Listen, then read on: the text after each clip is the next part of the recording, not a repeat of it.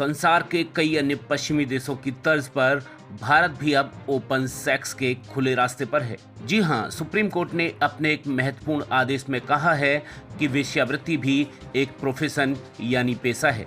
ऐसे में अपनी मर्जी से पेशा अपनाने वाली सेक्स वर्कर्स को सम्मानित जीवन जीने का हक है और इसीलिए पुलिस ऐसे लोगों के खिलाफ कानूनी कार्यवाही न करे। शीर्ष अदालत ने इस मामले को लेकर केंद्र और राज्य सरकारों के साथ पुलिस को भी कई तरह के दिशा निर्देश जारी किए हैं। सुप्रीम कोर्ट के इस आदेश का मतलब है कि अब पुलिस सेक्स वर्कर्स के काम में साधारण परिस्थितियों में बाधा नहीं डाल सकती है। सुप्रीम कोर्ट ने इस मामले में केंद्र सरकार को अपना जवाब दाखिल करने को कहा है। मामले की अगली सुनवाई 27 जुलाई को होगी। आइए आपको इस मामले पर सुप्रीम कोर्ट के आदेश की सबसे महत्वपूर्ण बातें सुनाते हैं।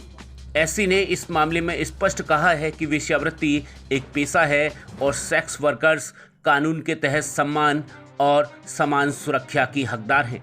कोर्ट ने कहा है कि सेक्स वर्कर्स कानून के समान संरक्षण की हकदार हैं और जब यह स्पष्ट हो जाए कि सेक्स वर्कर्स एडल्ट हैं और सहमति से वेश्यावृत्ति में हैं तो पुलिस को इसमें हस्तक्षेप करने और उसके खिलाफ कोई आपराधिक कार्यवाही करने से बचना चाहिए। इस देश के प्रत्येक व्यक्ति को संविधान के आर्टिकल 21 के तहत सम्मानजनक जीवन जीने का अधिकार है। आइए अब आपको बताते हैं कि सुप्रीम कोर्ट ने अपने इस फैसले में कौन कौन से महत्वपूर्ण दिशा निर्देश जारी किए हैं। सेक्स वर्कर्स को सहमति से यौन संबंध बनाने के लिए अरेस्ट, दंडित, परेशान या छापेमारी के जरिए पीड़ित नहीं किया जाना चाहिए।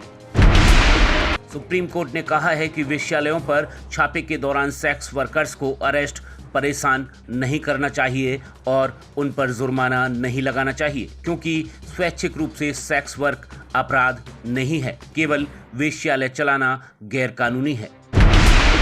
सेक्स वर्कर्स को उनके खिलाफ यौन उत्पीड़न की शिकायतों पर पुलिस को सेक्स वर्कर्स के साथ भेदभाव नहीं करना चाहिए। यौन उत्पीड़न के शिकार सेक्स वर्कर्स को हर सहायता उपलब्ध कराई जानी चाहिए, जिनमें तुरंत मेडिकल और कानूनी सहायता उपलब्ध कराना शामिल है। अरेस्ट, रेड और रेस्क्यू ऑपरेशन के दौरान मीडिया को सेक्स वर्कर्स की पहचान उजागर नहीं करनी चाहिए। पुलिस को कॉन्डोम के इस्तेमाल को सेक्स वर्कर्स के अपराध का सबूत नहीं समझना चाहिए। बचाए गए सेक्स वर्कर्स को कम से कम 2-3 सालों के लिए सुधार गृहों में भेजा जाना चाहिए। कोर्ट ने कहा कि अगर मजिस्ट्रेट फैसला करता है कि सेक्स वर्कर्स ने अपनी सहमति दी है तो उन्हें सुधार गृहों से जाने दिया जा सकता है। केंद्र सरकार और राज्य सरकारों को सेक्स वर्कर्स को उनसे जुड़े किसी भी पॉलिसी या प्रोग्राम को लागू करने या सेक्स वर्क से जुड़े किसी कानून अथवा सुधार को बनाने समेत सभी डिसीजन मेकिंग प्रोसेस में शामिल करना चाहिए। जाहिर है कि 27 जुलाई को जब केंद्र और राज्य सरकार ने इस मामले पर अपने अपने पक्ष की राय को उच्चतम न्यायालय के सामने रखेंगे, उसके बाद यह मामला किसी बड़े फैसले या फिर कानून की तरफ आगे बढ़ेगा। बहरहाल एससी का यह आदेश पुलिस की ज्यादतियों पर रोक लगाने का काम अवश्य करेगा। ब्रेकिंग न्यूज दिल्ली एनसीआर के लिए ब्यूरो रिपोर्ट।